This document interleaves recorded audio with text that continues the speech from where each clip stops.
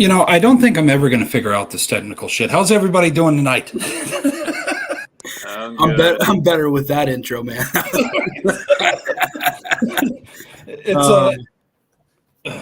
It's an honor and a privilege to have you guys on here. We got Nate, we got Trevor, and we got the legendary Cole Peterson. Cole, how is everybody doing tonight? I'm good. Thanks for having me. Yeah. Trevor? Appreciate it.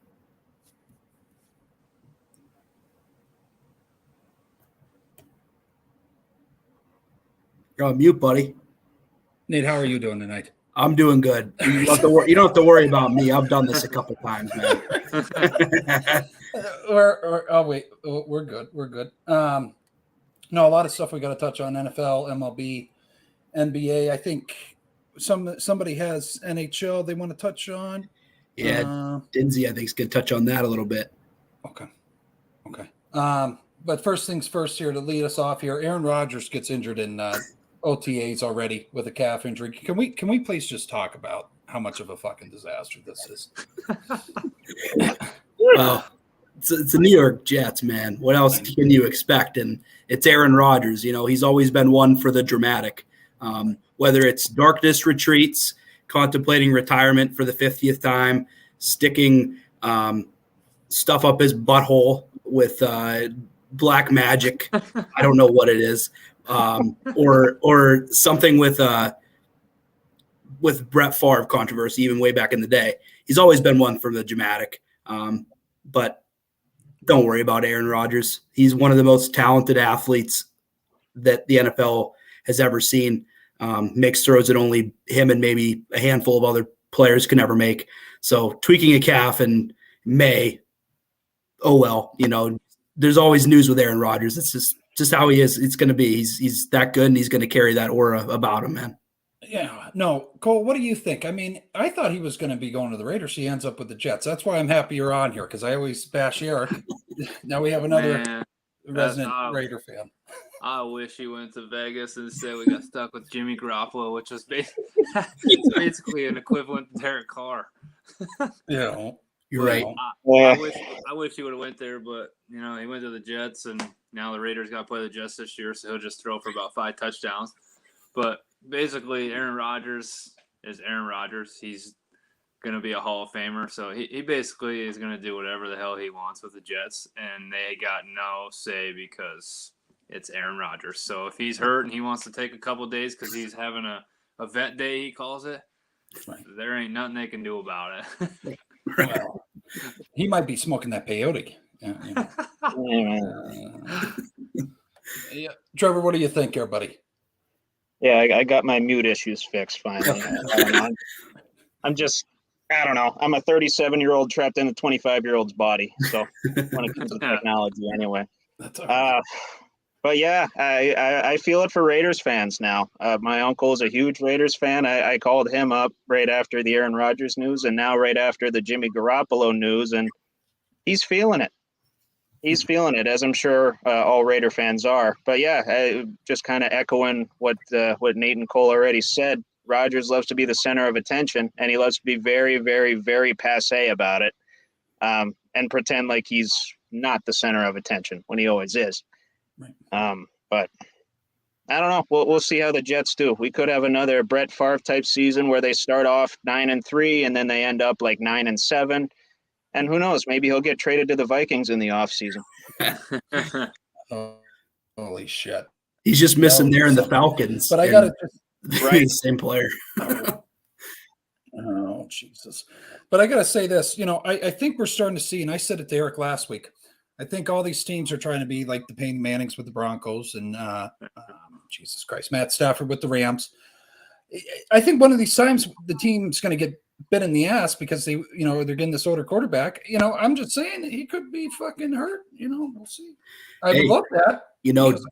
Denver might be going through it right now with Russell Wilson. Now, I'll say when you have Nathaniel Hackett as your head coach, who needed a head coach to coach him during the games and call timeouts, that it isn't going to matter who your quarterback is. It could have been anybody, and they still wouldn't have won. So I'm not ruling Russell Wilson out yet, but that one could be a complete disaster. potentially. But no, I have a lot of faith in Sean Payton that he's going to turn that around. And here's the thing, Drew, when you have a chance to get Aaron Rodgers, you get Aaron Rodgers, and you're going to take the baggage that comes with it. At the end of the day, the weird controversial stuff that he does is a little less controversial stuff than some of these other people have done. He's a weird dude, but at the end of the day, he's about as consistent of a quarterback as there's ever been in this league. So you got to try to do it. Well, also, I think when they signed him, the Jets also brought on his little hoochie that's going to play the drums at training camp and smoke a little peyote. Okay, so we'll just see what comes out of that.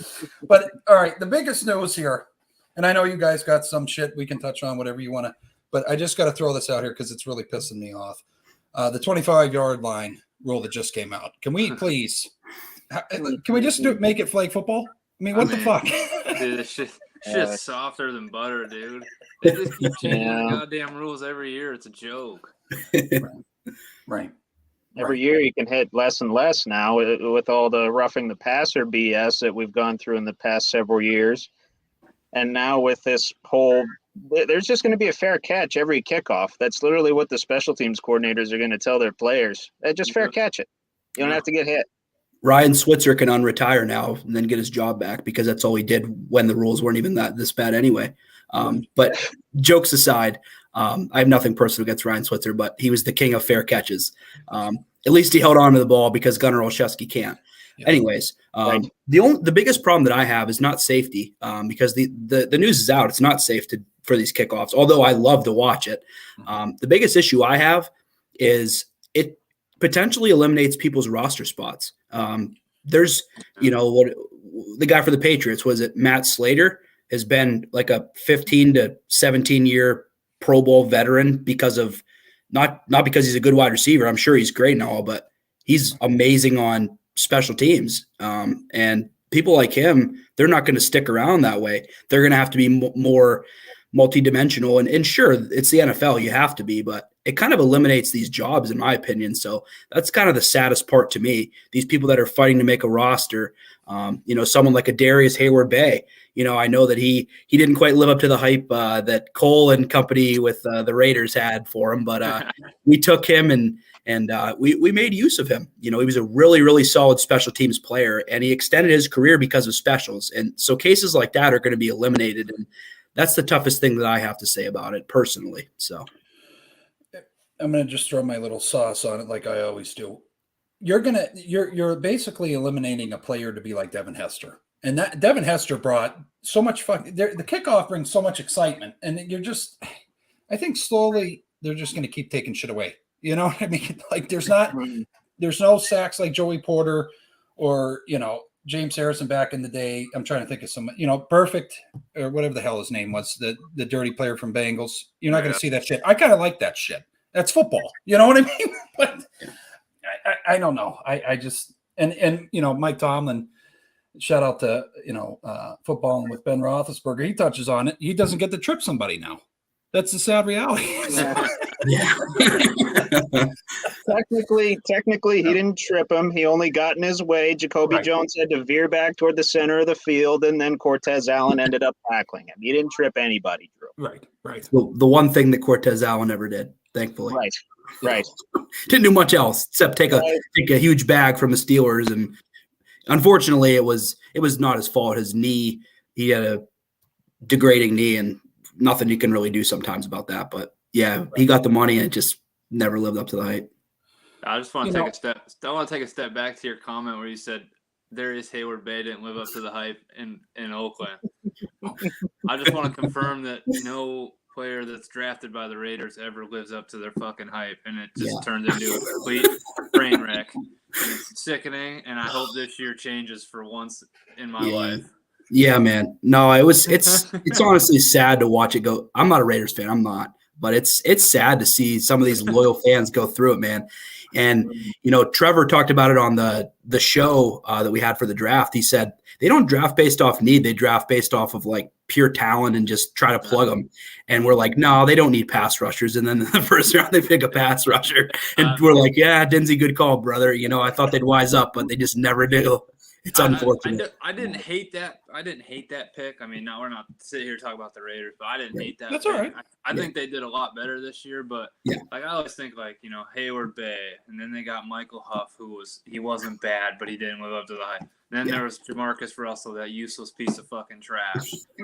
Just a human piece of trash, just terrible, didn't live up to the hype. I mean, every pick that they have just goes down the shitter. So hopefully this year, Max Crosby was a surprise a couple years ago. Hopefully they get some more guys like that and turn some things around. But they're basically the freaking Las Vegas Patriots at this point. So we'll see how that goes. Mm-hmm. Yeah. And Tom with becoming an owner, you can't play now. So I guess the guy is actually retired in case Jimmy G goes down again. It's not actually going to happen. Once Jimmy G goes down in week 2, Tom Brady's coming out of retirement to play a quarterback. You got to sell the steak. Have to sell the steak. You can't be an owner and player. Then our boy Stidham's out there in Denver. So when Russell Wilson goes down, Stidham's there. He's a freaking animal. I wish they would have kept him. Yeah, played well. I thought he earned his job, and they felt otherwise. That was unfortunate. I was kind of felt bad for the guy, but hey, he's in the NFL at the end of the day. You can't feel too bad for him. He's getting that, so that's all that matters. Yeah, absolutely. I just want to make it very clear. If that would ever happen, that Tom Brady came back on the field, I've said it multiple times on the show. Someone's going to have to fucking check on me because my blood pressure is going to be through the roof. I would shit my pants if he came out in silver and black. Oh gosh. Oh, I'm getting sick. Anyways, I gotta just say this, Cole. This is the most I've ever had you talk, and I'm fucking loving every minute of it. Do you know that? I mean, you got 3 fans in here, you throughout the years. No one's ever heard. It's just an honor and a privilege. I mean, Jesus you're Christ. Good. I don't usually say too much, but maybe you got some good topics going on. Yeah. He's getting all defensive about his Raiders. As you should. I get defensive about my Steelers, so it's. I gotta get defensive about them because the only time I get to do it is to my wife, and she don't want to listen to my shit. So I'll do it here. You're always gonna lose those battles. But Andy Reid throws, his 2 cents in after he ate a cheeseburger and then gave the reporter a chance to talk to him. He's saying, we're basically, you're taking too many pieces away from the NFL game, and we're basically now playing flag football. I agree with them. Absolutely spot on. I mean, if we got Andy Reid out on the field, I'd be a little concerned. Yeah. The thing about Andy Reid, too, is he uses his guys. He's multidimensional because he's got that unconventional offense. So he likes to put some of those speedsters out on special teams, whether it's the kick return game or the kickoff game. And now he can't mix and match his roster like he's used to for 25 years. So now he's got to get even more creative. I don't put anything past Andy Reid, though, by now. He's proven me wrong numerous times over the last handful of years now. But he'll find a way. It's Andy Reid, man. He just keeps doing. But I guess, and then we got to get out, move on to the next thing because I don't want it to take up too much time. But do you think it's really because of injuries, or is it just, you think that's what it is? Yeah, okay. Absolutely. All right. Because I don't think there's many fans that don't want to see it. I'll be honest. Right. I guess you could say when they moved it up, that was my argument. And, me and an old college friend really got heated on the phone. I had to hang up the phone because he pissed me off. But basically, they already moved it up, so there's always touchbacks. So, I mean, I guess that one chance that he doesn't hit it back there, he can do a fair catch. I don't know, whatever. But here's the other thing. America's favorite son, Brock Purdy, is going to be returned to practice. I mean, is he starting for the 49ers or okay? All right. Absolutely. I think so. Yep. He better. Yeah. John Lynch said he was until he was removed. And I think it's a good call. I think Absolutely. I don't know what they'll do. It's really interesting. I don't know if they'll trade Trey Lance. I would. As soon as you do it, Brock Purdy will get hurt again or something. And you don't know because they just are a cycle of endless injuries out there, man. It's just, it's no matter what they do, I feel like they'll screw it up. And it's not because of they're a bad franchise at the moment at all. It's just because they're just kind of unlucky like that, To get to the NFC Championship game last year with all the injuries that they had was unbelievable. They built a great football team, but they've been unlucky for sure. Right. No, and the poor guy, he can't even get a pack of cigarettes. You know what I mean? He has to have his ID. He looks so young. He can't even get a beer at the bar. You know what I mean? It's just whatever. Yeah, he still lives in his parents' basement. That kind of adds to it. So, biggest thing here, and I want to see. I want to hear Cole's. Really, I want to hear Cole's thing on this, but you guys too. So Ben Roethlisberger and Kenny Pickett's little thing. You guys, I think everybody knew. Probably if you saw it, I was a little fired up about how people were taking it. But I commented on every Steeler page telling everybody to shut the fuck up. You're taking it out of context. What did you think? Cole, I mean, give me a quick brush up on it. I've actually been so busy, but I seen one comment, but I didn't really get like the whole background. I'll get the whole quote in here for you. Okay, so because I really want to hear, because you and me, I mean anybody really, if you're replaced in a sport, you played shortstop, you know what I mean? Yeah. And then you graduate, and then there's that guy behind you. Everybody's fucking competitive. Like that's what but we'll just here, I'll give you the whole quote. So this is what Ben says. I'll be completely honest. I'll be super transparent. I'm going to get blasted for this. So he already knew he's going to get fucked. I probably shouldn't say this, but I mean, who cares at this point? I wouldn't say that I wanted Kenny to necessarily fail, but when someone comes to replace you and you're like, I still feel like I had it, I hope he doesn't come and ball out, because then it's like, Ben who? Do you disagree with that? I mean, kind of. I mean, it's Ben Roethlisberger. I mean, look at okay. Get the Ben, just a normal, like if I said that, would you disagree with me? Yeah, I mean, if you put up those numbers like he did, like if you put up a career like that, no one's gonna forget who you are, especially your own. You know what I mean? Especially your own fans. Like all NFL fans will not forget Ben Roethlisberger, and especially Steelers fans. It's just like I wouldn't forget Drew Billy if he was a goddamn superstar. Which you're still a superstar. I love him. But, I love this fucking kid so much. I get it. Like I get it. It's very competitive, but I don't know. I think it's a little nonsense that he said that, but I mean, some people are just wired different, I guess. But It's not the worst thing, but it's not the best thing to say either. That's just my opinion. Someone else might think he was, good to say that, but I mean, you'd think after all the years that he put in and everything he did there for the Steelers, that whoever was going to replace him, he would want to succeed and carry that on. But I guess to start out, he said, fuck that. I don't want him to do good, basically. But and then he circles back, and then I think he tries to cover his ass. Yeah. This is, I have to say this because I don't want to get copyright for this. This is off footballing with Ben Roethlisberger. I have to say that, or, FCC's going to come after my ass. But he says, throughout the season, though, he did grow to love him. You know what I mean? But I guess initially, I don't know. Cole, I'm wired like him. You know what I mean? I'm too competitive. I don't want. I trust me. I'm competitive too, but I mean, I wouldn't like shit on somebody just because it's basically his team still.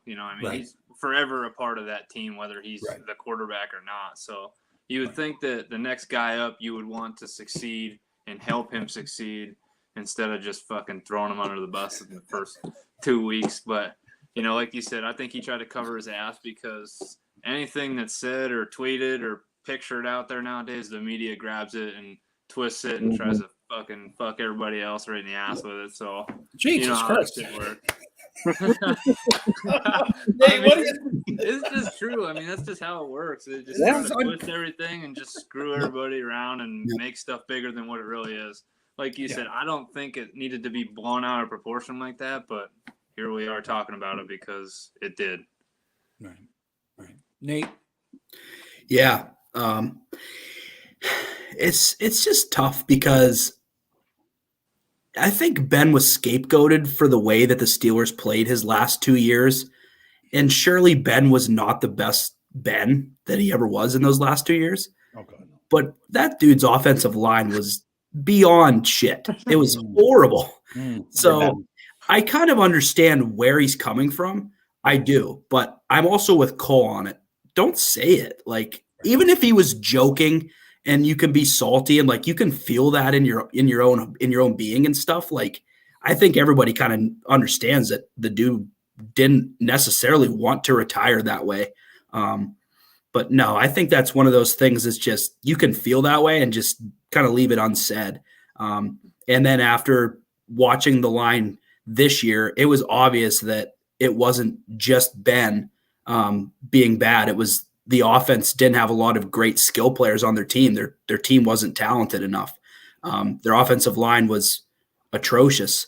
And, thankfully they picked it up this year. And in my personal opinion, made Kenny Pickett look good in some situations where he shouldn't have looked good.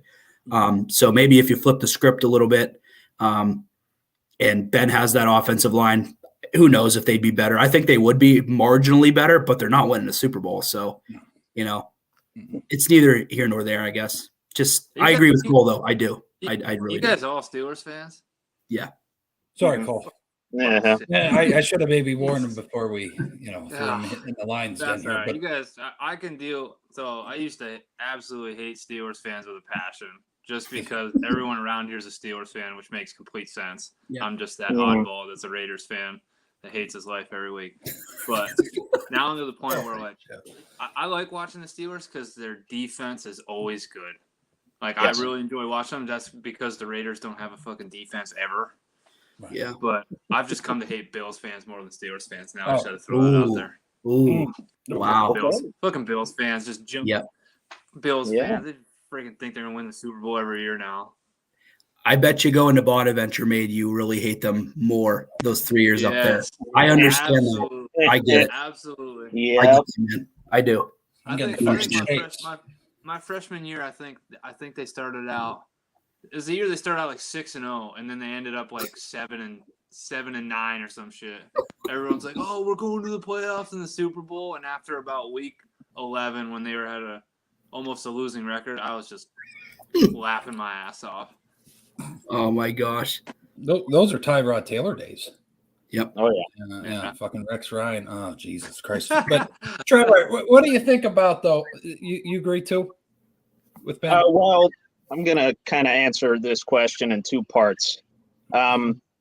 First of all, why Ben shouldn't have said it. And second of all, why I'm okay that he said it.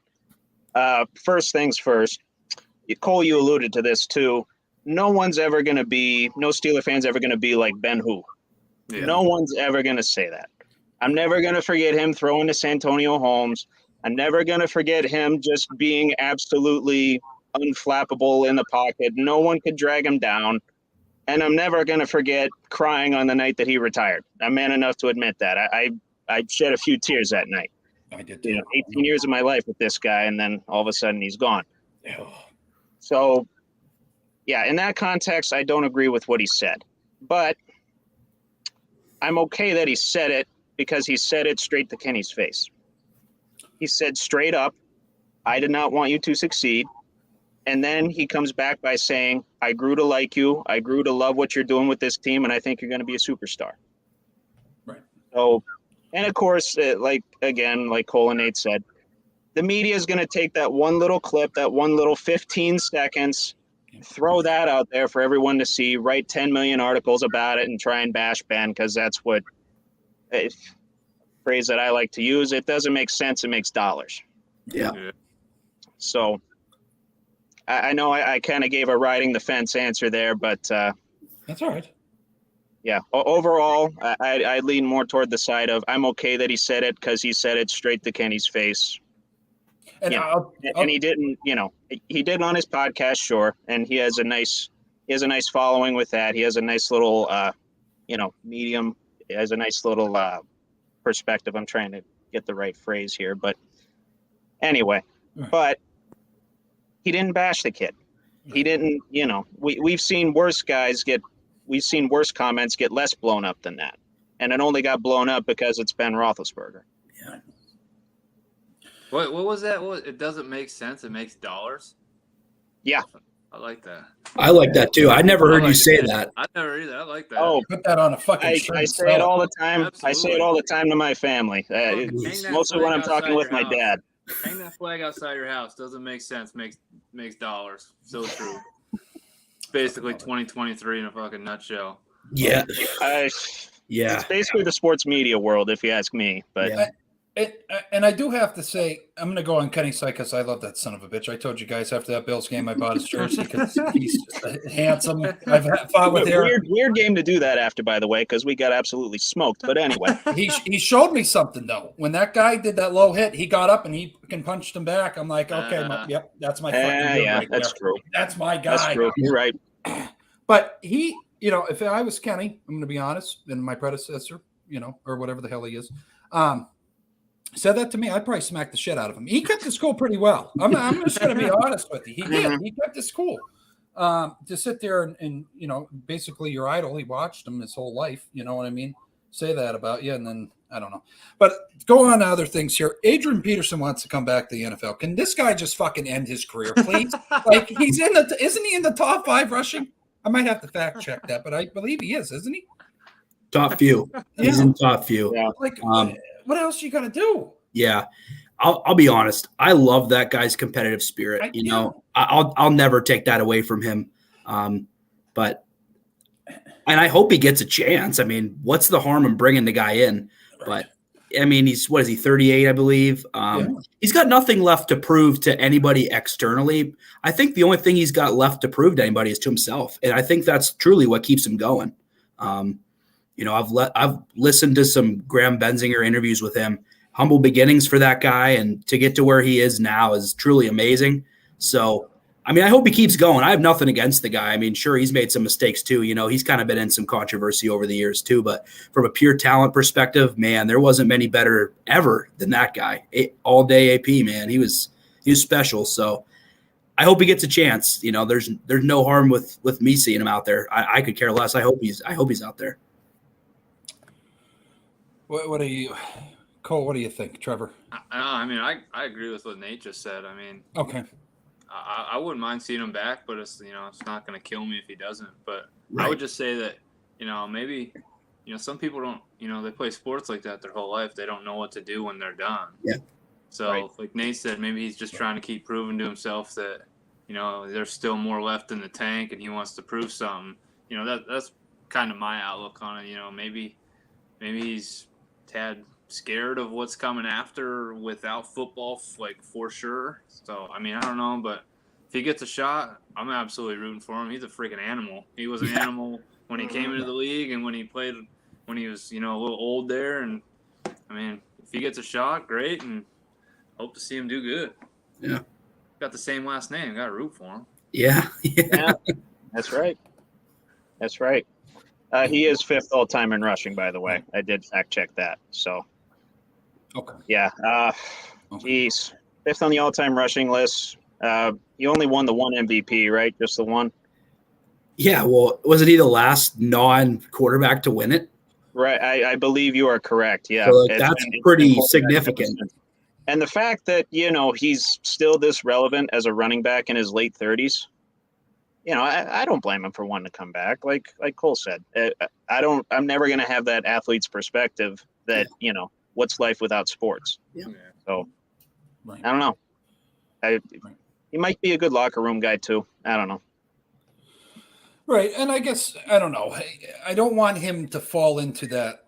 Nate, we touched on it. And I like the idea. You didn't like that. Remember Adonis Haslam, the conversation. Oh, my they have the vet. I don't want that to turn out to be his career, that you just have the fucking guy as a mentor. That you're taking a roster spot from somebody. I don't.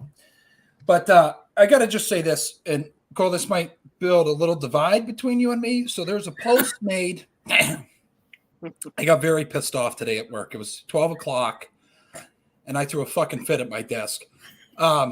They came out with the top 5 rushers, okay? They had Myles Garrett, Max Crosby. I don't even have enough respect for the other 2 on that list. I'm not even going to name their names. They didn't even have TJ Watt on that list. I almost fucking lost it. Yeah, that's stupid. I mean, they must not be watching the same NFL we watch every Sunday. I mean, I'm not going to disagree. Max Crosby literally looks like he was made in the lab, and he plays like he's from a lab. But I mean, for fuck's sake, can we get TJ on the list? I mean, holy shit! Yeah. Look at the numbers, like stat wise, from when TJ's on the field and when he's not on the field because he's hurt. It's an unbelievable difference, and I'm not even a fucking Steelers fan. Right. Yeah, Right. it's comparable to Aaron Donald a few years ago. Yeah. Some of the, although Donald was on the field for the most part, but Donald, it was like taking the double and triple teams. When he was taking double and triple teams, his stats, even with those, were still just something we've never seen before.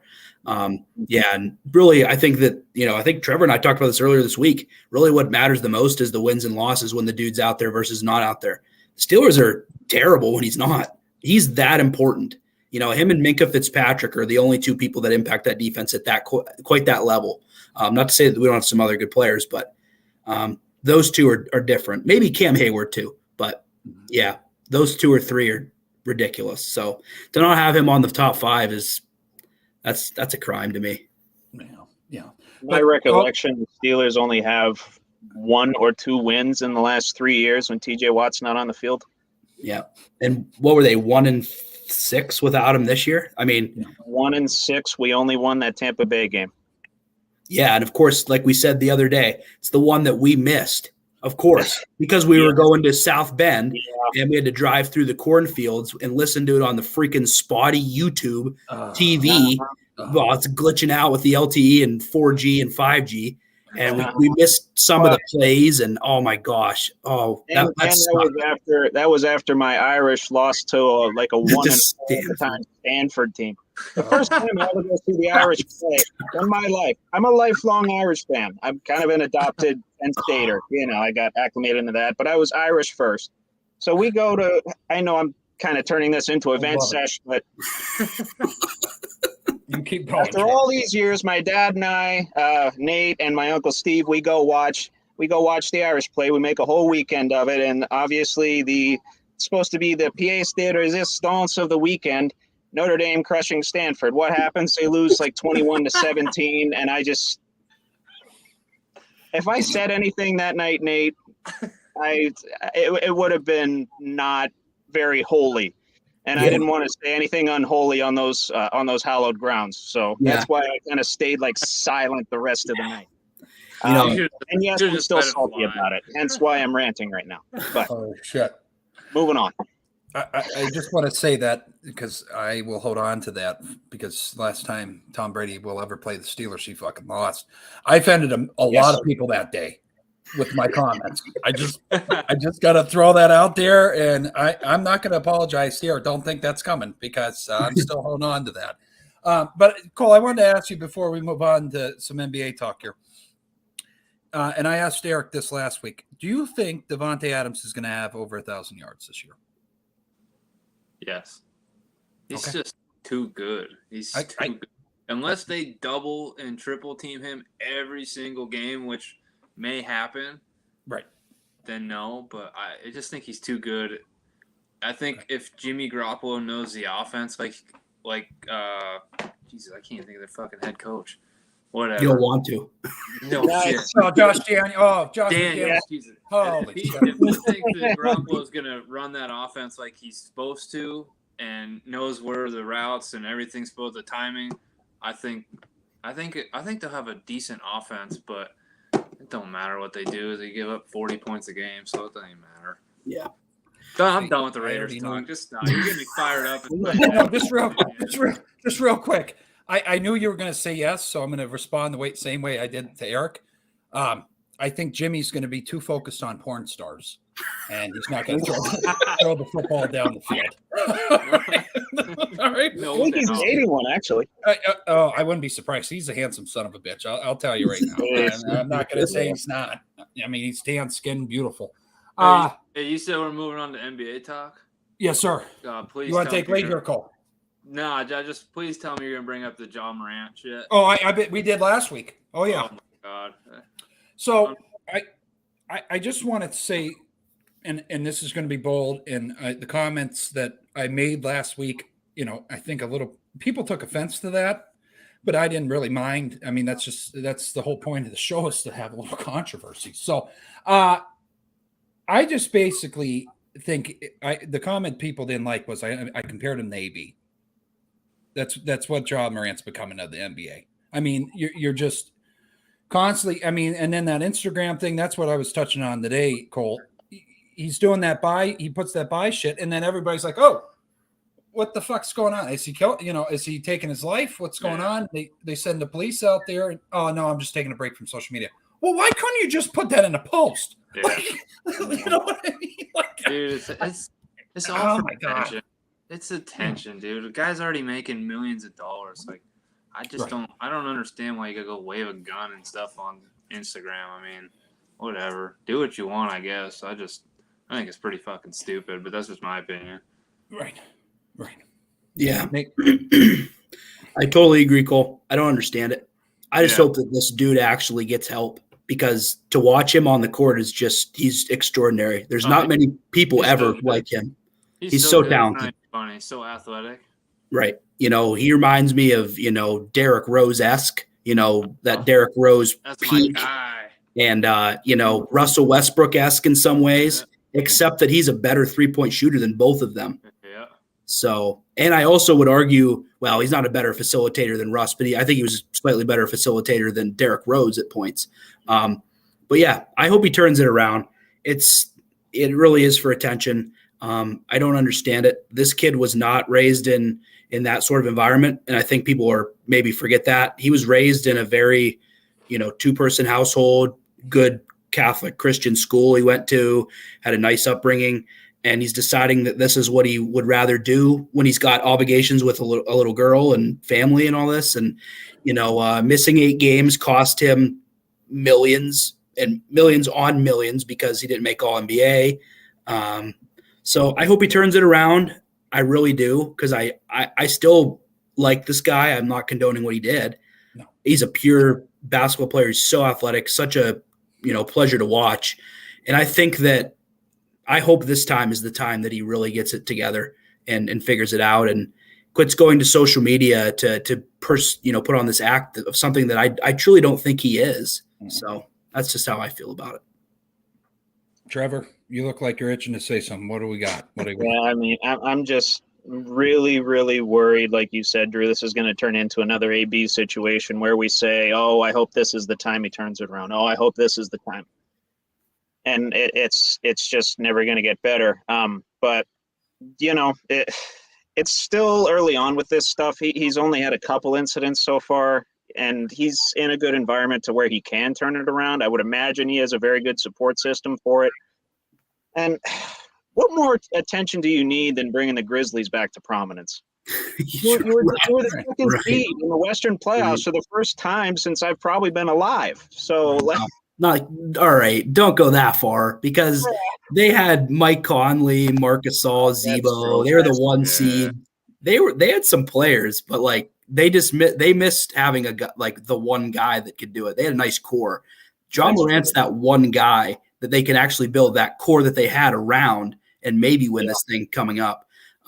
They're built differently than that team used to be. But no, man, you can't discredit Marcus Gasol, Zebo, and Mike Conley and Rudy Gay. Oh, I can't stand Marcus Gasol because he came to my Lakers and completely wrecked our offense because he would refuse to go into the post for the whole season. All he did was run top of the arc to top of the arc. But anyways, I will say Marcus Gasol was a very solid player in his prime. And no, don't discount those Grizzlies. They were pretty close to winning a title just about 10 years ago, man. Don't forget about that. They were closer than these Grizzlies that got eliminated. They were. Yeah, they were. I think they were always regularly in the playoffs. They were the 1 seed the 1 year. I think they were the 8 seed and may have won a series the 1 year as the 8 seed. So they're pretty good, pretty solid. Yeah. I do just got to say this, and I don't mean to keep referencing because me and Eric's conversation, but what he said too. First off, before I say this, Cole, he reminds me of a young you on the Johnsburg Rams. Just you just didn't dunk. As fast as John Morant, just didn't dunk, but you could shoot it lights out. But you didn't have all this other shit going on around you. So, but to go further with that, I made the comment. There's young kids watching him, Nate, and you know how fucking serious I take that. And to release a shoe, I don't know how Nike's going to work that out. Other endorsements, we touched on it, but for you to wave that gun, I think you open doors now that you're not able to fucking close, and that's on you. I mean, I don't know if he was under the influence of stuff, but either way, If you want to flash it without the camera, do it, but not. Sorry, I have no fuck. That's just fucking stupid. Who's the basketball announcer who does some games? His last name's Jackson. Oh, he used to coach. Mark Jackson. Yeah, I saw something the other probably a week ago on social media. It said it was like, quote unquote what he said. He said, "My kid has a pair of Ja Morant shoes, but I'm not letting him wear that because we're not promoting that kind of stuff that he's doing. Like, I'm not promoting that because I'm against that." And I thought that was pretty cool, honestly. Like, Yeah. I mean, it just like Drew said, like, kids are watching. Like, you're an idol to so many kids, and you're doing this, and it's not what you want to be teaching young kids who look up to somebody as good as you and how far you made it. So I thought that quote was pretty cool, but cool in like a way of like, all right, like he's taking a stand against what's going on, and some people are just kind of letting it slide like it's no big deal. Yeah, that's a good point, because people like JJ Redick are just like, oh, I don't see what he did wrong. It's like, are you nuts, dude? Yeah. Like, you need to JJ Redick the last few weeks has been out of pocket, in my humble opinion. He's been out of pocket. He needs to think about what he's saying a little bit more. But he's on ESPN, which is just clickbait and clip galore, which I can't stand.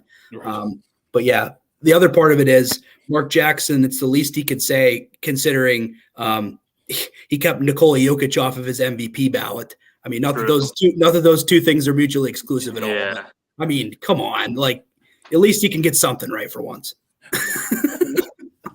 Even a blind squirrel finds a nut. Yeah, couldn't get the Warriors right. Couldn't get Jokic on the ballot. Well, at least you can get your kid to quit wearing Ja Morant shoes, I guess. I mean, right. No, I get it. But just to move on from that, LeBron James is now questioning if he's coming back. I'm going to tell you, ever since Kobe died, I mean, the Lakers are not hitting the LeBrons. I'm just going to be honest with you. It's been very hard for me to watch them because I don't know. AD is such a little bitch. I've said it last week too. The biggest bitch, dude. I mean, Nate, you and me talked about it. Kobe with the trainer snapping his finger back in place. That shit does not. These guys are so soft.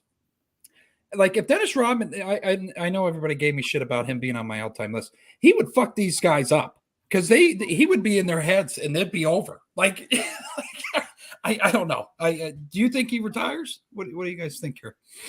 No, he's a freaking attention getter as much as anyone else. Okay. You think it's a contract conversation? That's why he's saying it. He wants to. Okay. LeBron being LeBron. I'm not a LeBron fan. I'm sure you guys might be. I'm not.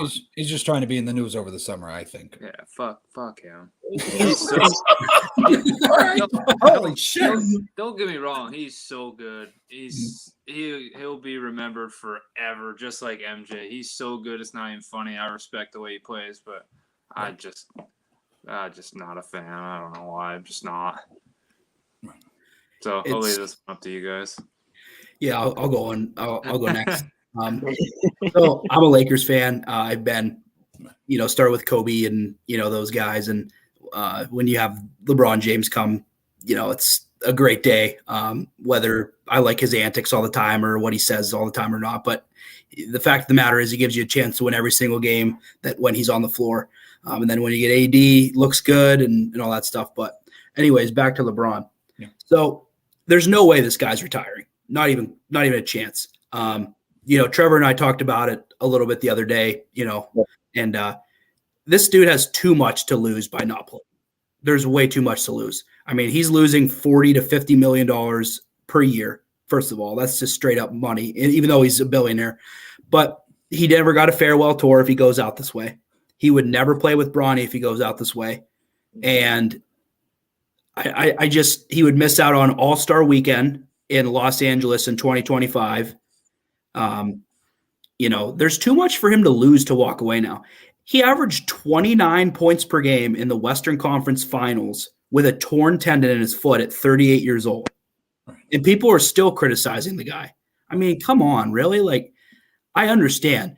LeBron wasn't – you could tell he was off. I told Trevor, I said he's not elevating the same.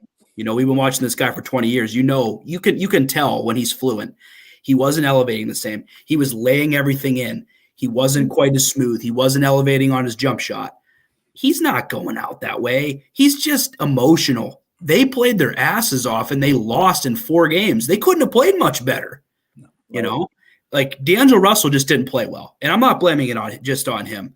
You know, it's unfortunate that D'Angelo Russell didn't play well. He's not an off the ball player. That really killed them. You know, I said to Trevor as well, I think they're a point guard away. If they run it back with this group or close to this group, I still think that they have a very good chance next year with 39-year-old LeBron, if they have a healthy AD.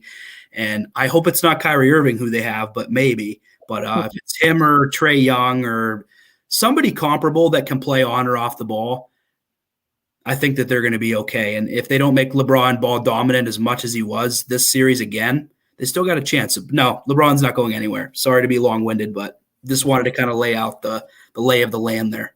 They'll go get Kyrie Irving. He likes to see how many teams he can piss off the rest of his career. Oh, yeah. Well, I hope to goodness that he's not on our team again, or not on the Lakers. Man. I could honestly see that happening, though. Me too. You know, it seems like it's him or Trae Young. Damian Lillard, I thought there was an outside chance, but it seems like he's going to go there. And, you know, maybe they'll link Dinsy's buddy Joel Embiid up there with him potentially. I've seen that in some rumors. I'm sure Dinsy would be very upset about that. And I wouldn't blame him. But, Lakers I know there's been a lot to be upset about as a Sixers fan over the last 2 weeks. But anyway. Get DB out in Los Angeles. Drew Billy, lace him up. Get out there. Yeah. Hey, you know, there's been a lot of okay, I'm just gonna fucking say because we're on basketball conversation. So I'm gonna leave the name undisclosed because I know definitely he does not want his actual name put on here. He's too anyways. So he goes, hey, you know, you should come back for 1 week and play in Benzinger League. And I go, no, first off, I'm about 60 pounds heavier than when I was playing. I enjoy my fast food and my Jack and Cokes. Okay, so leave me the fuck alone.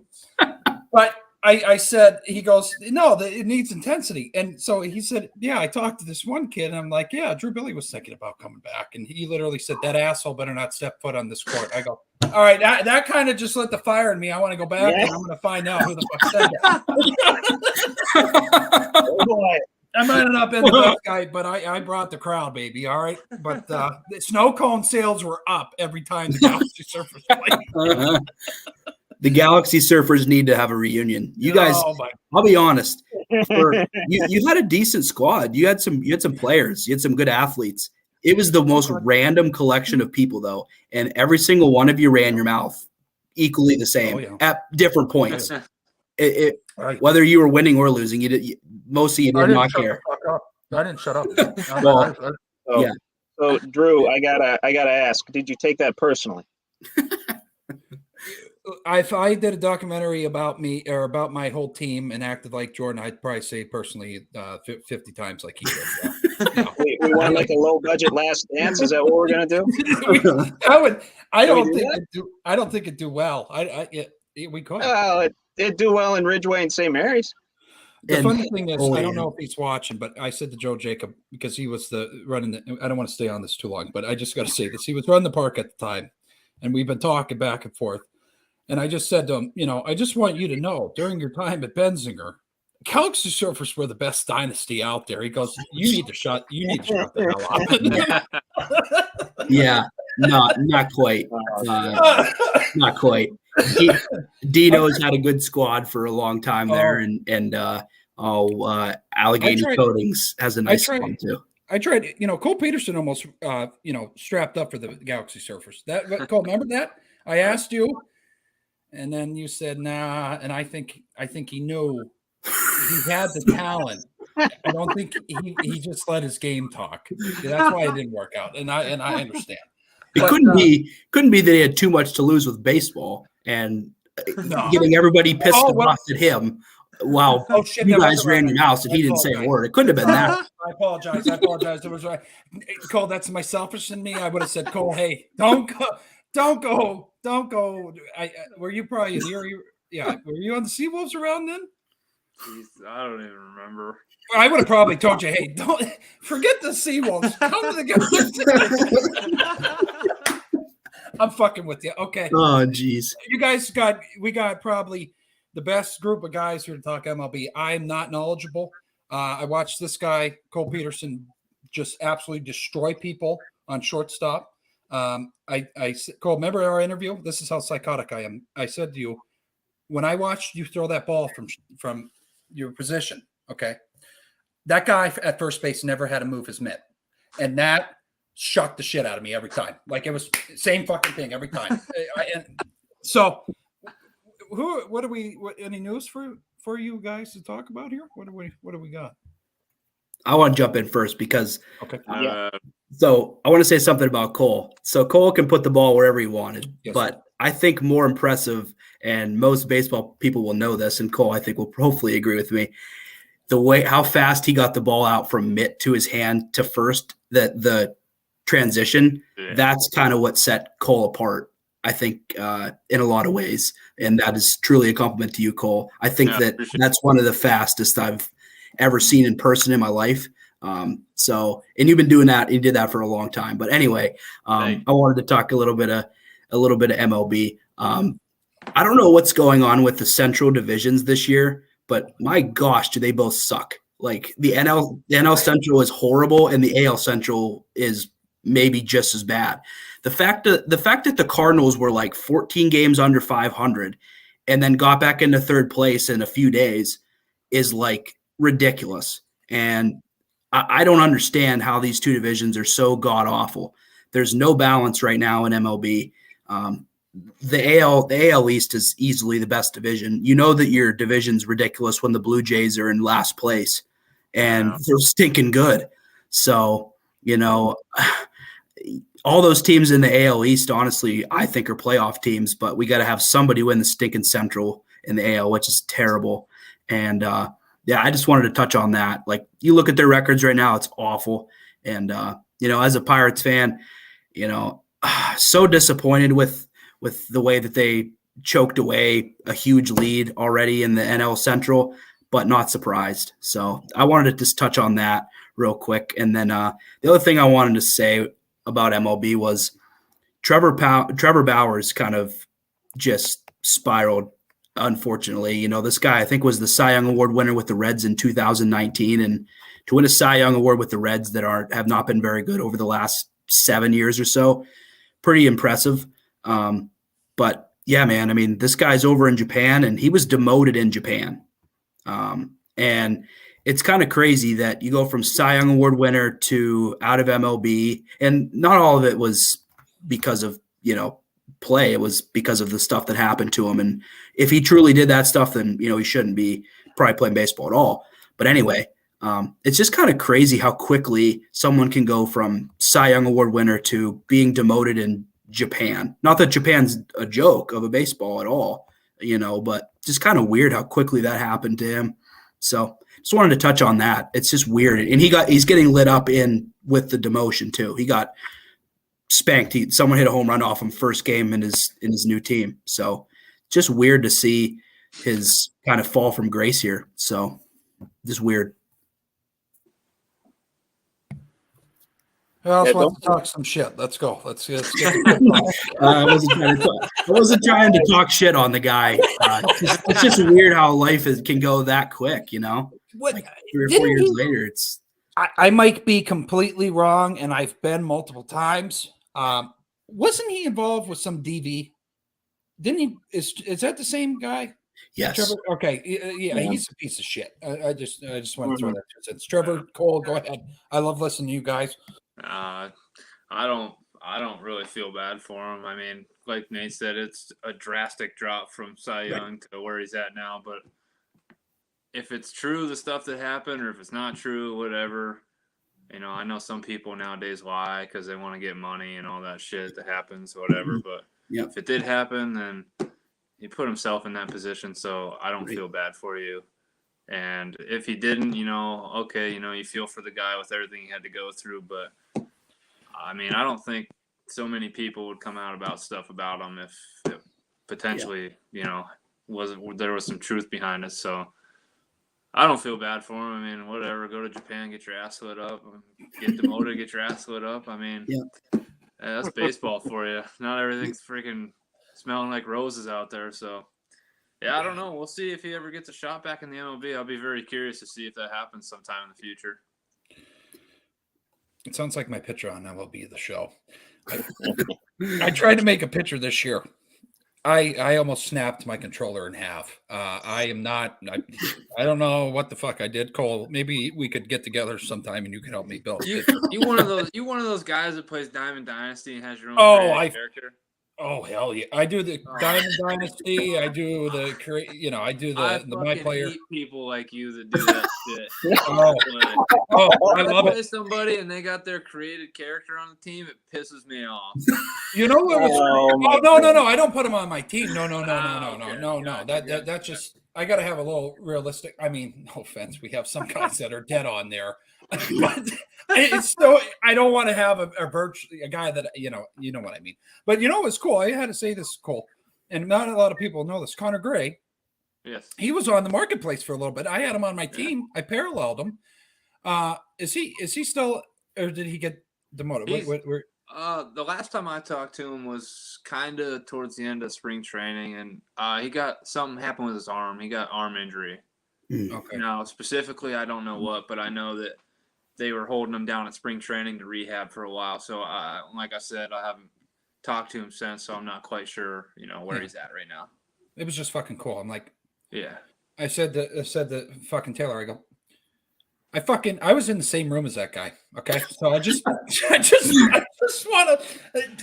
to put that out there. That's amazing. I don't want to, Trevor, I know you got some stuff you want to touch on, but I just got to throw this out. Bona's having, I think it was the same year, you, him, or was he a year before you? He was the year before. And then there was 5 of us the next year. And Aaron Phillips, you, right? Yeah. And then I don't know the other guy. Bubba Hollins. Oh, that guy, I liked him. Yeah. Bubba, Aaron. Who else was there? Bubba was a womanizer. I enjoyed the shit out of him. I loved him. Yeah. Great dude. But anyway, no, it just amazed me with when you guys were at Bonaventure. No, you guys went up to the pro league there. That was pretty fucking cool. But Trevor, what do we got? So the legend of Mike Trout continues. He just passed Joe DiMaggio on the all-time home runs list. Wow. I forget where exactly he is. He's somewhere in the 80s, and I know he's behind Lance Berkman now, of all people, the former Astro and Cardinal. And the Angels are actually pretty hot right now. They've won 6 of 7. They're moving up in the AL West. Actually, every team except the Athletics, and I'm going to touch on them in a second. The saga continues with them, but I'll get to the shit show here in a second. Every team but the Athletics has a winning record. That's including the Mariners as well. They've kind of fought back to get to a winning record now. So literally every division but the Central's thriving right now. Yeah. Pretty hard to believe. But, Trout is, he's 31 years old, still got a ways to go. He's still under contract with the Angels for God knows how long, making a shit ton of money. He's going to be a lifelong Angel, and he might be he'll probably be the best thing to come out of that place in a long, long time. Even though it's, not a World Series title in his future, in all likelihood, with the way the Angels pitching can be, with the way, pretty much their team other than Ohtani and Trout can be. But gotta put some respect on the guy's name, as if, we haven't had enough reasons to do that already. But another guy I wanted to touch on here, and I got to pull up my notes on it. So this is kind of a whimsical, a little one before we get into the shit show that is the Oakland Athletics. I know. Let me get this guy's name right. Mike Ford. He's a minor league ball player. Nothing too spectacular. He's just like hitting above the Mendoza line in his career. But I found an article on him today where he was transacted 32 times last season. 32 times between he started with the Mariners, then I think he went to the Giants, then the Braves, and then the Angels in there somewhere. He was shuffling between free agency, waivers. Man. Holy shit. minor league teams. He played for all four of those those AAA ball clubs as well. And there was just a whole piece on him, just kind of his journey through that. Quote that I love from that: he put the journey in journeyman in just one season. Jeez. He literally lived a career. Wow. And he basically said, that's part of the grind, and it's part of, trying to live out my dreams. So I gotta respect him for that. Yeah, I mean, if he starts to hit above the Mendoza line and makes it full-time MLB, that's great. And I think he's pushing his 30s at this point, so we'll see how that goes. Maybe he'll be a Drew Maggi someday. We'll never know. But anyway, we can discuss the Oakland Athletics. Just real quick. Oh, go ahead, Drew. Yeah. If I was that guy, I cannot. It's going to bother me, Trevor, if I don't interrupt you. Yeah, go ahead. Please. If I was at that point that I moved around 32 times, I think I would develop vertigo. I don't think I would know where the fuck I'm sleeping. What? I mean, I understand there's a passion there, but holy shit, man! I say to the owner, and see, this is why I didn't make it to any pro thing. I'd probably go to the GM and say, "Listen, buddy, I'm losing my fucking mind. I don't know where I'm sleeping. You got me in this Motel 6, then you got me in a Best Western. I mean, pick a fucking hotel that I can stay at that's nice. You know what I mean? Fuck them. All right, go ahead, Trevor. Yeah.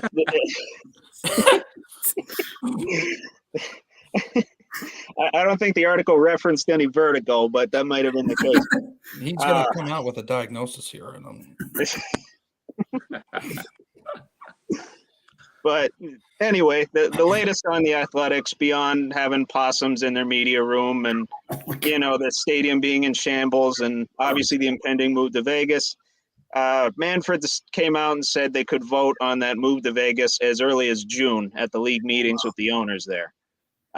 And so the plan is obviously to move to Vegas. I forget exactly where they're moving, but I know they have the real estate. They have a funding plan with public taxes, which, that's kind of another can of worms I'm not going to get into, using public taxes to fund a ballpark. I'm not too keen on that idea, but you anyway. Can burn it down. This is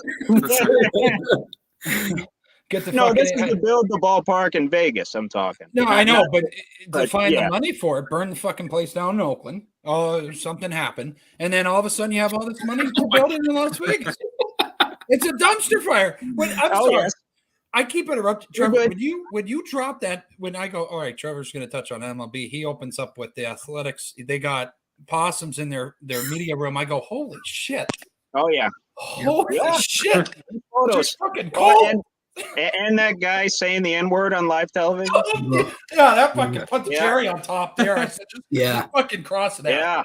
Yeah.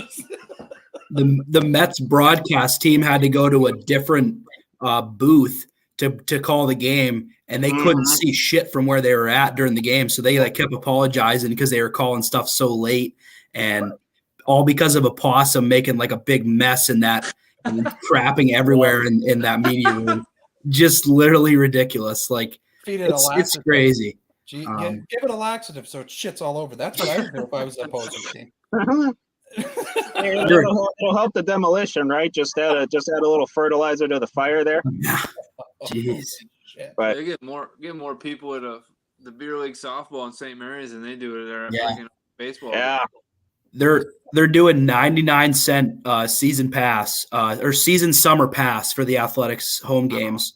That's $99, not $99. How wild that is. It's crazy. It's absolutely crazy, Cole, to think about it. But one thing I did want to say about the Athletics as well, I talked with Trevor and Drew about this. I forgot that I put this on my notes, but Mason Miller is probably the best story of the Oakland A's season, and I'm not sure if you guys are familiar with who he is. So, on my blog, I had him on after he was drafted. He was a third-round selection of the Oakland Athletics. He actually started his journey at Waynesburg University, and he was getting lit up in his first 2 years. He was 6'4", 6'5", very kind of frail at the time, 180 pounds. God love him. I would love that frame. Goodness gracious, I would take that any day of the week, even if you are kind of slender. But then he was diagnosed with type 1 diabetes, and they figured out how to put some weight on this kid, and he figured it out. And then COVID happened his senior year when he was going to have a breakout season. Well, people saw how good he was developing into and his size, the arm angle that they love with those tall pitchers and stuff of the sort. And Gardner-Webb jumped in and they got him as a grad transfer. And in 1 year, he was one of the best pitchers in all of NCAA and earned, a third-round draft selection. And in 2 years, he was on the big league club. And he went from throwing in the high 70s and in low to mid 80s, and now he's throwing over 100 miles per hour. And he's from, Western Pennsylvania, so a rather regional kid. So just that's the feel-good story of the Oakland Athletics this year. And, I don't know Mason well. We've had one conversation, but, just happy to hear a story like that. I'm not sure if you ever crossed paths with him, Cole, would have played against him or knew about that. I don't just think a crazy so, story. Yeah, I don't think I've ever crossed paths with him, but that story is awesome. Good for him. Yeah. You gotta love stories like that from any athlete in any sport that has something like that. Cole, just real quick before I let Trevor keep going, just so people listening and aren't familiar like myself, how fucking insane is that for him to go up 30 miles per hour in pitching? That's wild, honestly. Think about it. Like, I mean, what the hell do you have to do to get to that? I mean, the training or It's just a combination of everything. Just strength training, Jesus. dieting, what you're eating, anything like that, and then the rest of it's just mechanics. And there's just so much technology nowadays that they can just pinpoint everything and critique you and try to make stuff work for you and figure out what works best for you. There's a bunch of different things to do, but that is quite impressive to go from mid 80s to almost touching 100 now. It's pretty wild. Good for him. That's like going from a Ford Taurus to a fucking Lamborghini. I mean, that's pretty fucking all right. Trevor, what else do you got for us? I think training a pitcher's arm is a little less expensive than going from a Taurus to a Lamborghini, but Yeah. the analogy is all the same. Yeah. More on the Athletics and their move. Their stadium deal expires in 2024. They're set to break ground in Vegas in 2024 and be hopefully constructed by 2027. Thank God. So there's three possibilities out there that people are saying. They could share a park with the Giants, Oracle Park, which that's the most far-fetched of it. They could use their minor league affiliate in Vegas. I forget exactly what their name is, but I know they're based in Vegas. And they're actually I read that it was a capacity at 10,000, and their average attendance right now is about 9,000, so that would work too. Yeah. Or they could repair the current stadium with private funding, public funding, whatever they're going to do. But judging from what we've seen thus far this season, that's obviously the easiest thing to do. But I would think the most realistic thing is, early move to Vegas and they just play at the minor league stadium. Well, like I always say, the concession stands are going to go up if they're in the minor league stadium. You know what I mean? They better get some pretty good fucking specials or people aren't going to come to the game. One thing I will say, I think more people will be inclined to come to the game if they move to Vegas, even if they do stink, because it's kind of the hot new ticket in town. Yeah, and there's more people in Vegas, and there's so much more money in Vegas than there is in Oakland at this point in time. So I think that they're actually going to do well if they would move to Vegas early, even with the 10,000 seat stadium. I actually don't think they'd struggle at all filling that. I think they'd fill that up pretty well. And I agree with you, Trevor. That seems very more likely than splitting it with the Giants. No way. I don't think that would ever happen. Although the Giants would probably love the boost for their revenue because they would be working double games. They'd get 162 games a year, which that'd be pretty nice in terms of the pocket. But no, I don't think I don't think that team's spending hardly another dime in that city before leaving. Their payroll in 1991 was the highest in baseball, and it was like 30 some odd million, highest in baseball. Today, their payroll is less than what it was in 1991, and it's the lowest in baseball. So over the last 30 some odd years, They've gone from the most expensive team to the least expensive team. And it's just the way that they've needed it the last few years to move, because I think that behind closed doors, this has been being talked about for years. And we've seen it in articles for years, but I think it's been a bigger conversation than just we're leaving one day. I think it's been going on for a long time. And I can't blame them. I think that it's unfortunate for the city of Oakland because their fans, my gosh, like that's sad. It's sad to lose three teams quick, whether it's just the Warriors going across the bridge there into San Fran, the A's, or, the Raiders a few years ago. It sucks for them, but it's a shithole, Nate.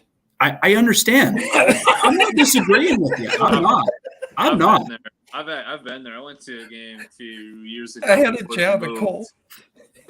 It's not very nice out there. No. I can definitely relate to that. But you imagine being like an A's player. They probably, like most baseball players, look forward to playing at home in front of their own fans. Right. Most of those players probably can't wait to get on the road just so they can play in front of fans.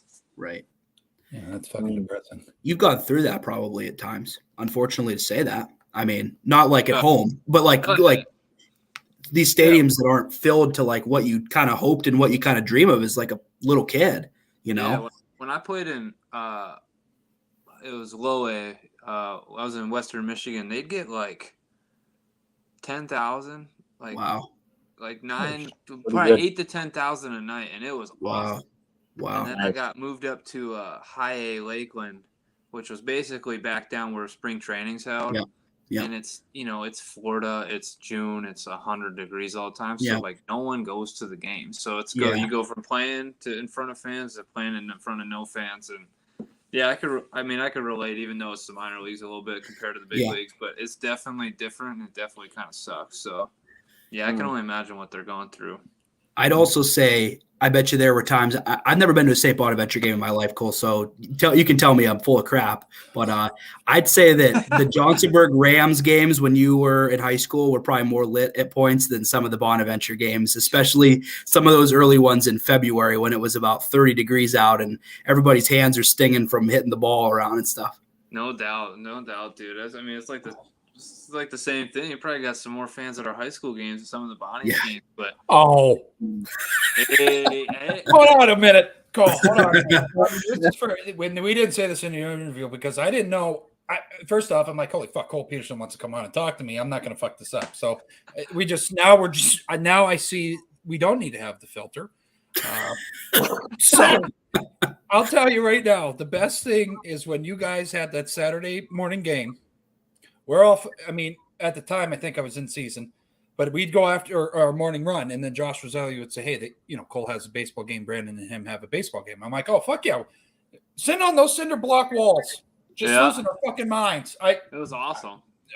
I was drunk off my ass. I couldn't tell you what you did, but I think the best was I don't even know what year it was. It was spring weekend at Bonnie's, and we were at home, so kids go play kickball out behind the field because they just get fucking ape shit wild out there.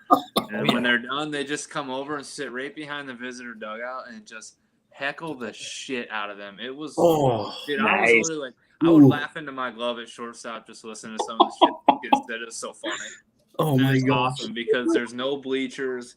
It's just grass hills around home plate and down the fence. So like kids basically are right next to the dugout, basically on top of the dugout. It was awesome. I fucking love that place.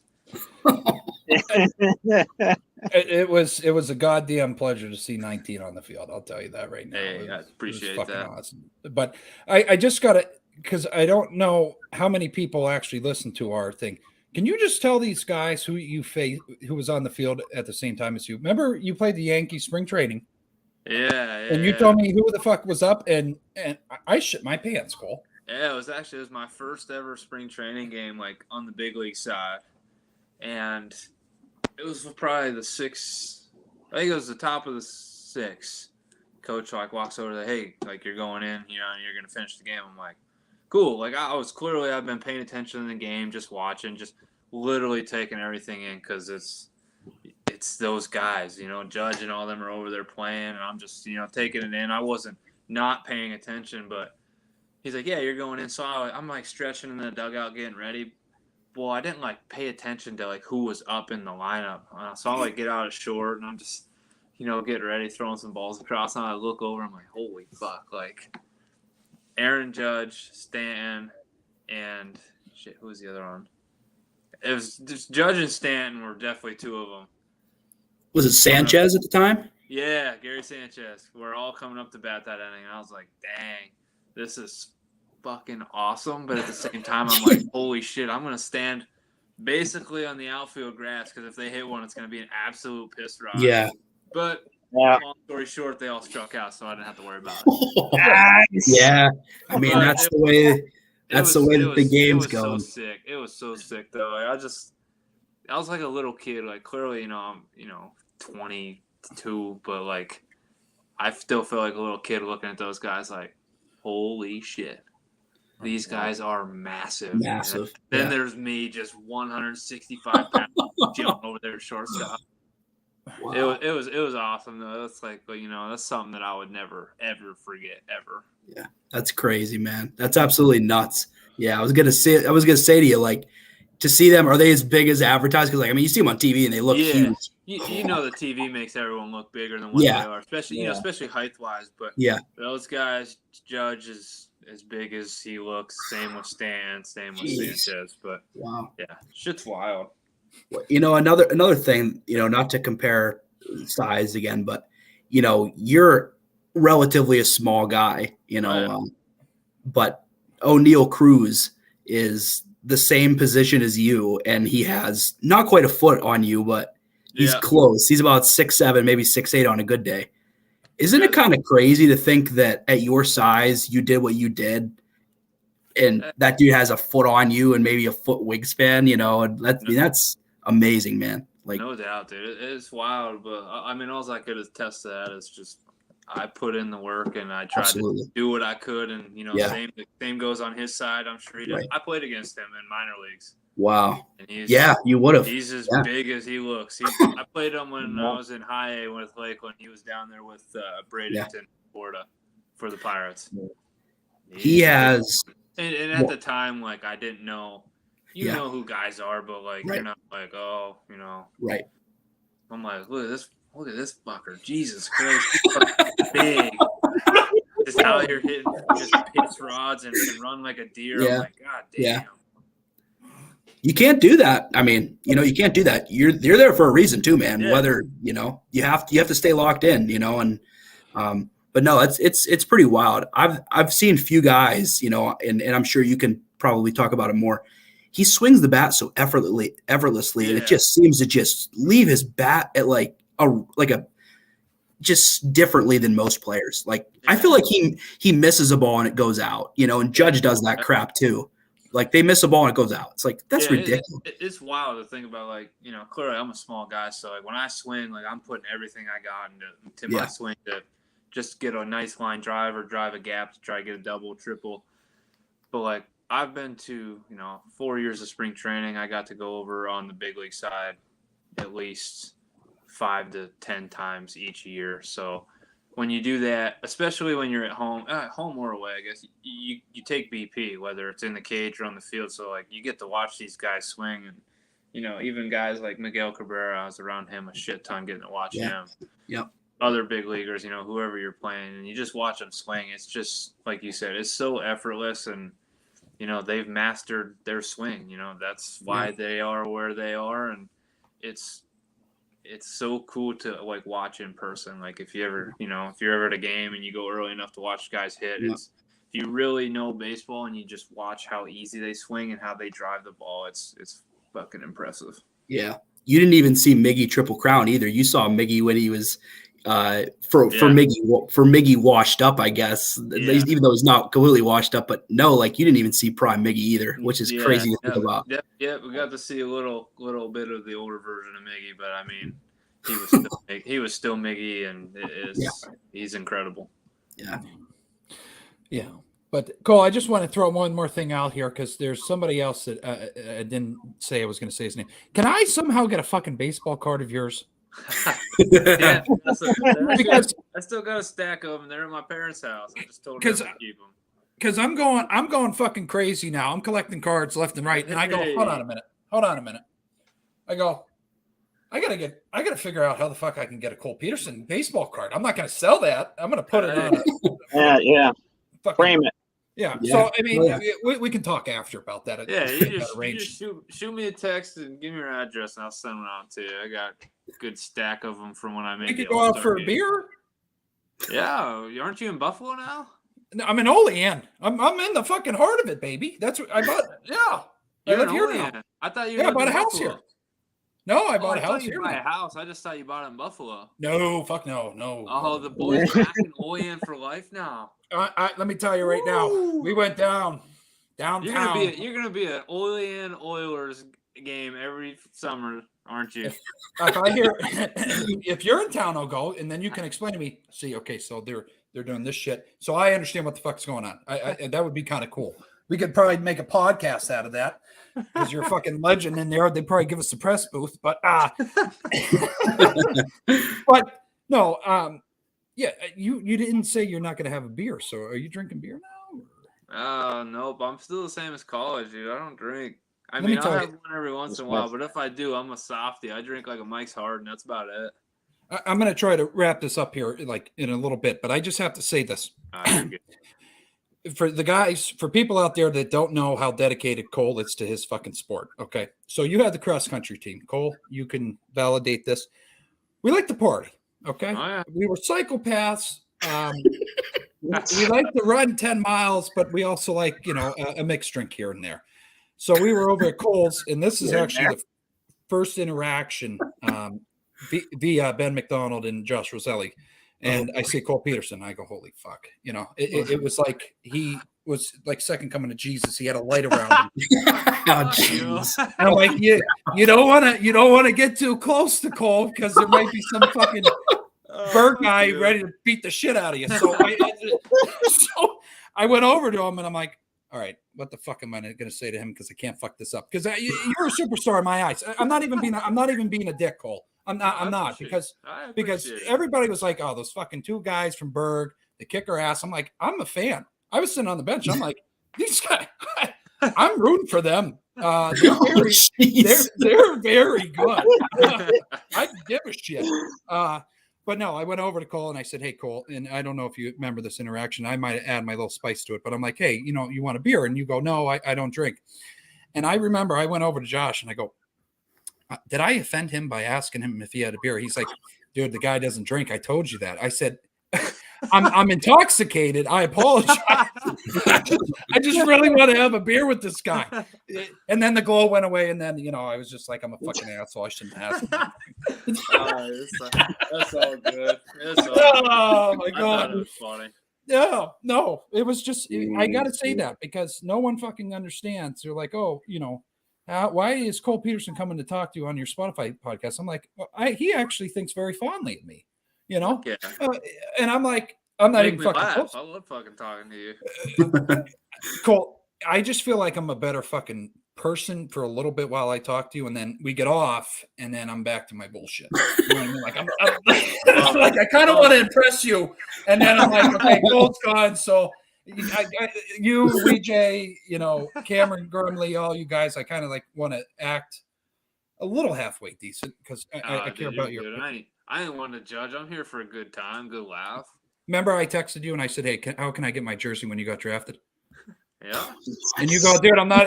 I was thinking in my head after again another stupid fucking moment by me.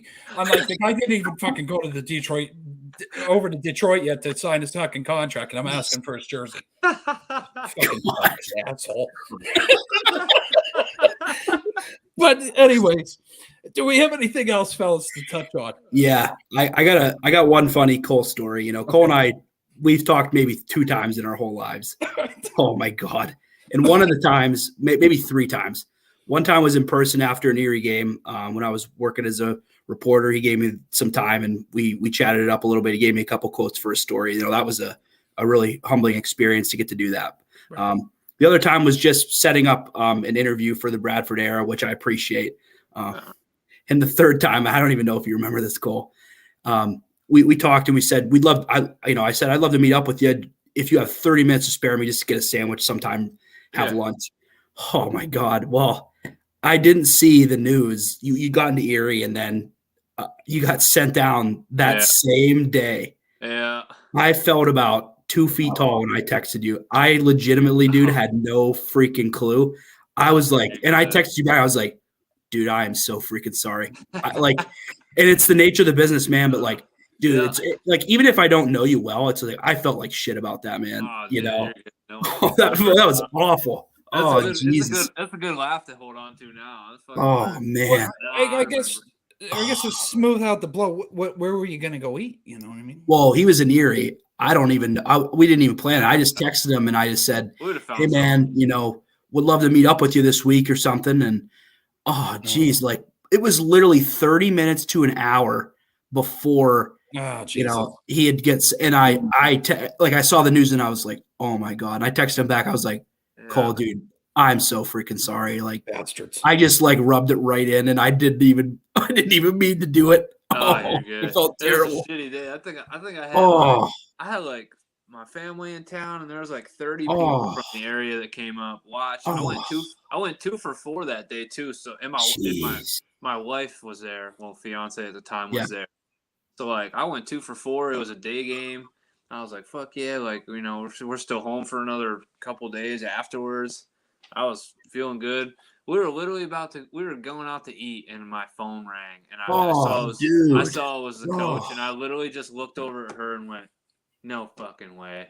Because I knew it was coming because when I got moved up, I was doing good in Lakeland, but someone got hurt, which is why I got moved. So I knew, potentially that it was coming.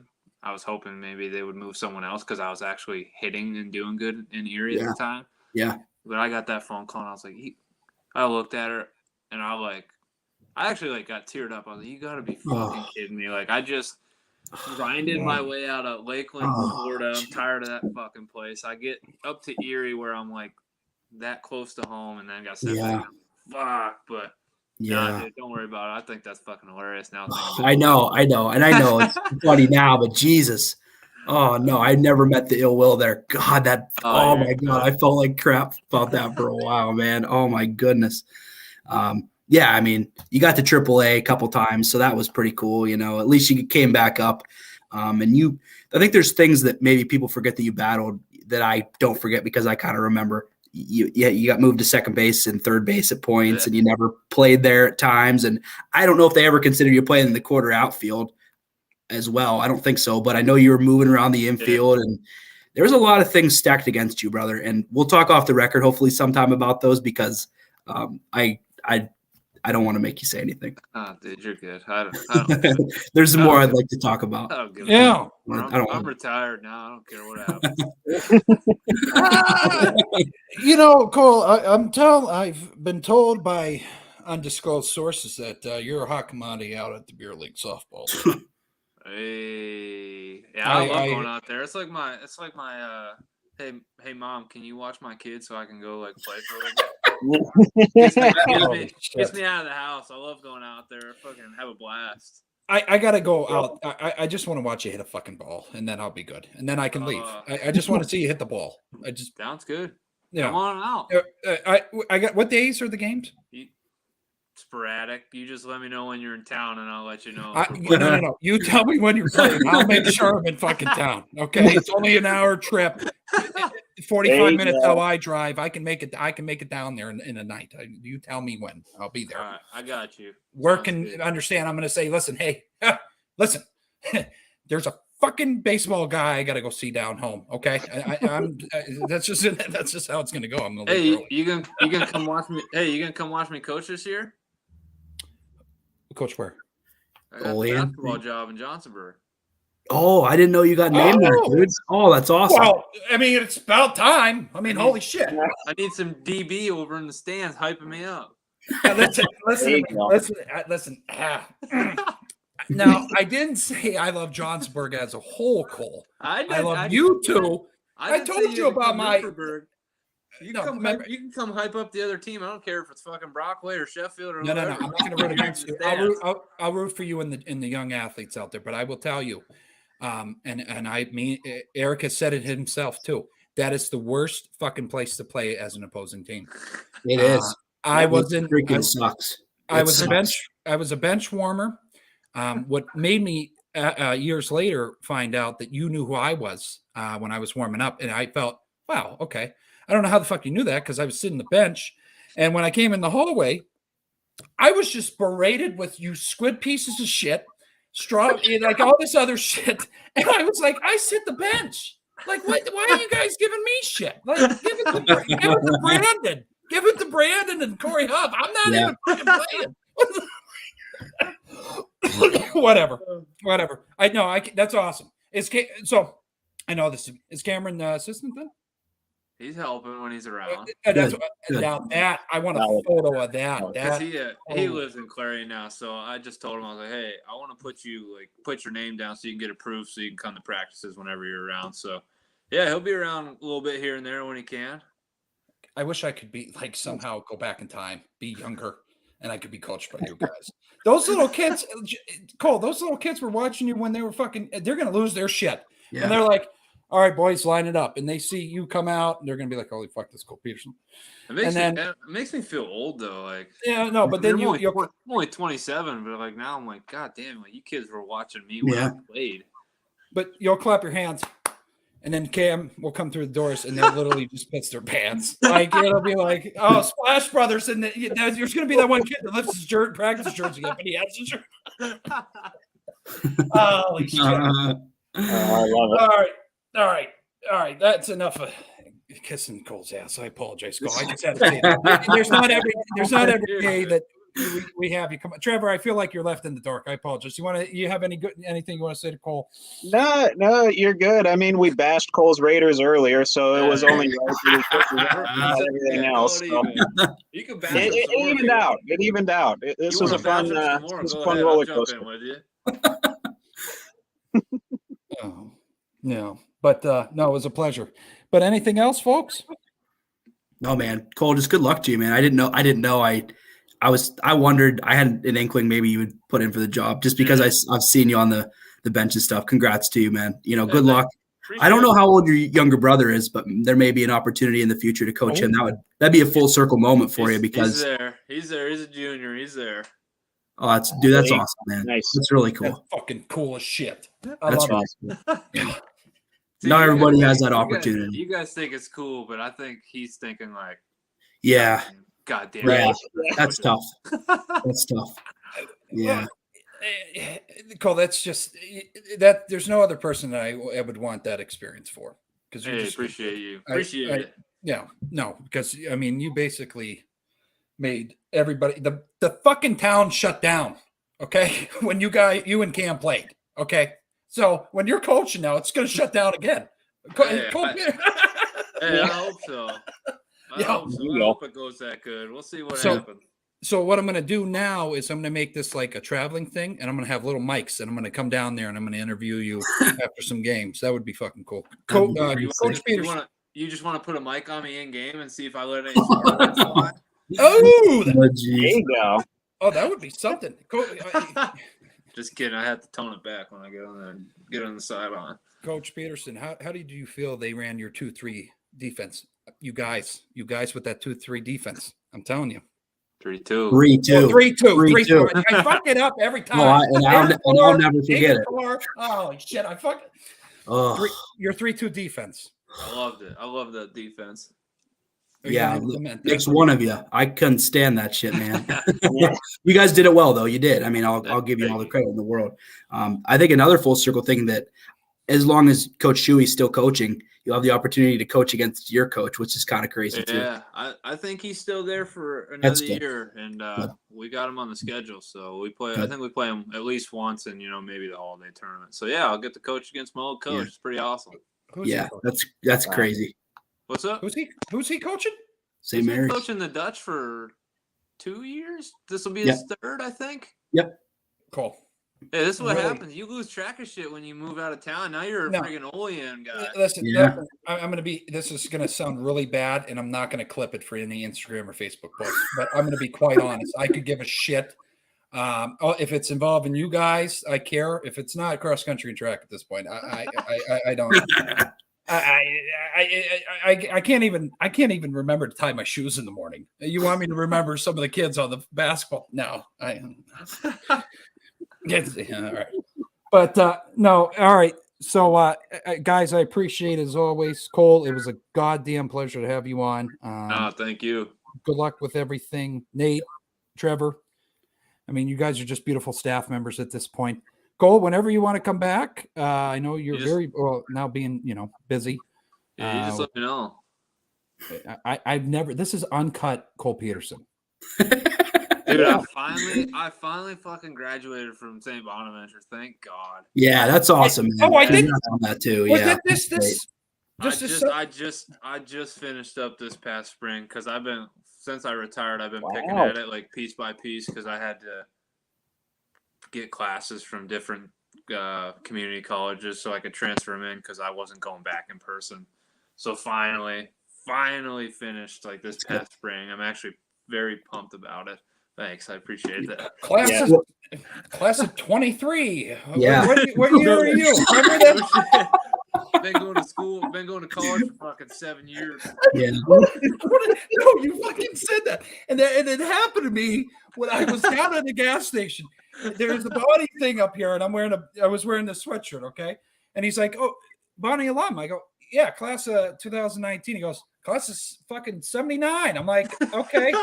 And it sounded just like you did because that guy said 75 to you. And I'm like, is this the same fucking guy that said it to Cole at the baseball game? Like but that's awesome. What you graduated?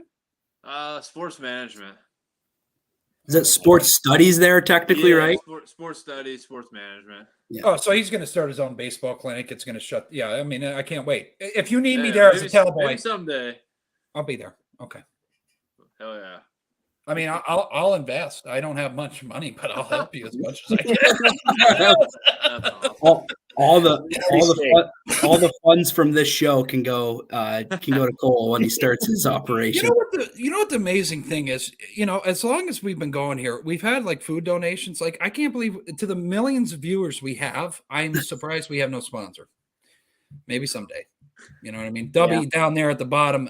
Listen, people. I'm going to say this before we end. Can you use the promo code if you work out? It doesn't taste like shit. But I'm gonna say a disclaimer. When I took it, I felt like my heart was gonna explode. So if you're not used to that, that's a great endorsement. You're not used to pre-brew, we wonder why you have no sponsors. Like it doesn't taste like shit, and it makes my heart want to explode. You should try it too. I know I'm going to get it. That might be a real, clear indicator why we don't have any fucking sponsors, and that's fine. That's all right. You know what I mean? Like I told everybody, I'm not going to filter it. I'm just going to tell you how it is. You know what I mean? But seriously, you might have a fucking heart attack if you're not used to that stuff. All right. Hey, everybody, I appreciate everybody on here. This is another episode of Buckle Up with the Boys. You got Cole Pete here. You got Nate Stice and Trevor Dinsmore. It was a fucking pleasure, brothers. Have a good night and God bless. And all gas, no breaks, and stay safe out there. And also, we'll be back again next week with another episode. I appreciate it, fellas. Hey, thank you. Peace, fellas. Thanks, DB. Oh, yeah. See you, fellas. Yep, love you. Thanks, guys.